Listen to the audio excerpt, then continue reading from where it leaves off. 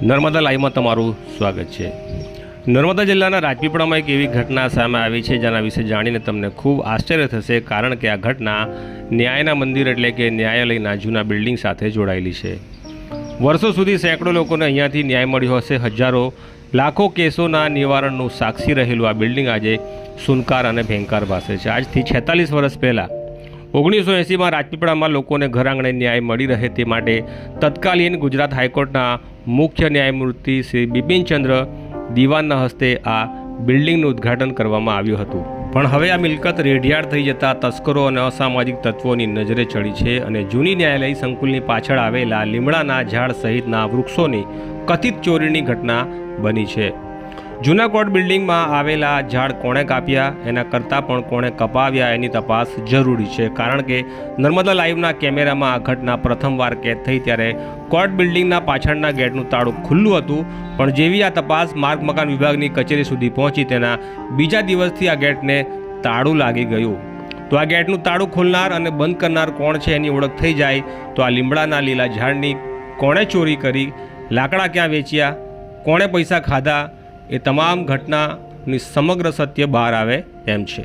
2-3 વર્ષ અગાઉ રાજપીપળાની ડિસ્ટ્રિક્ટ સહિતની કોર્ટોનું નવા બિલ્ડિંગમાં સ્થળાંતર કરાયું હતું। ત્યારબાદથી રાજપીપળા એસટી ડેપો નજીક આવેલી જૂનું કોર્ટ બિલ્ડિંગ રેઢિયાળ પડ્યું છે અને સદર બિલ્ડિંગ હાલમાં નાયબ કાર્યપાલક ઇજનેર શ્રી રાજપીપળા માર્ગ અને મકાન પેટા વિભાગના હસ્તક આવેલું છે।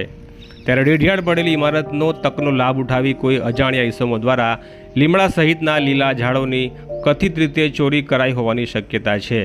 ત્યારે રાજપીપળા જૂની કોર્ટ બિલ્ડિંગની અંદર આવેલું લીમડાનું ઝાડ કોણ કાપી ગયું અને આ બિલ્ડિંગનો કબજો કોની પાસે છે તેવું પૂછતા માર્ગ મકાન વિભાગના એક ઉચ્ચ અધિકારીએ કબૂલ્યું હતું કે આ બિલ્ડિંગનો કબજો અમારા તાબા હેઠળ છે, પરંતુ આ લીમડાનું ઝાડ કોણ કાપી ગયું તે અમને ખબર નથી।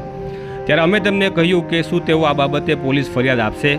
ત્યારે તેમણે આ સવાલનો જવાબ હકારમાં આપ્યો હતો, પરંતુ આ મામલે હજુ સુધી કોઈ પોલીસ ફરિયાદ નોંધાઈ હોય કે નોંધાવવાની કોશિશ કરાઈ હોય એવું અમારી જાણકારીમાં નથી। ત્યારે સૌથી મોટો સવાલ એ છે કે જો આ વૃક્ષની ચોરી થઈ હોય તો તસ્કરોની હિંમતની દાદ દેવી પડે કે બીજી તરફ જૂની કોર્ટ બિલ્ડિંગ ભરચક એરિયામાં આવેલી છે અને આ બિલ્ડિંગની ગેટનું તાળું ખોલીને આ ઝાડ કોણ કાપી ગયું અને ત્યારબાદ તાળું કોણે માર્યું એની તપાસ જરૂરી છે। પરંતુ અન્ય કિસ્સાઓની જેમ આવા કિસ્સાઓમાં પણ પોલીસ એફઆઈઆર થાય અથવા પોલીસ એફઆઈઆર કરે એવી શક્યતાઓ ખૂબ ઓછી છે, કારણ કે સરકારી વિભાગમાં બેઠેલા અધિકારીઓને મન આવી ઘટનાઓનું કોઈ મહત્ત્વ હોતું નથી।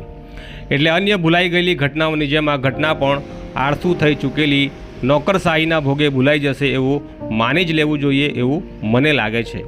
પણ તેમ છતાં ઘટના બની છે ત્યારે એનું મીડિયા કવરેજ કરવું જરૂરી છે એવું પણ મને લાગે છે। ભલે લોકોને આ લીલા ઝાડનું કપાઈ જવું કે ચોરાઈ જવું કોઈ આશ્ચર્ય ઉપજાવી એવી ઘટના ન લાગે, પરંતુ આ ઘટના જાહેર થવી જરૂરી છે। લગભગ અડધી સદી સુધી લોકો માટે ન્યાય મેળવવાનું કેન્દ્ર બનેલી જૂની કોર્ટ હવે વૃદ્ધ થઈ ગઈ છે।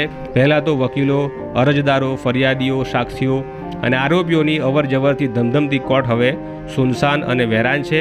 એનો લાભ હવે તસ્કરો ઉઠાવી રહ્યા છે એવું લાગે છે।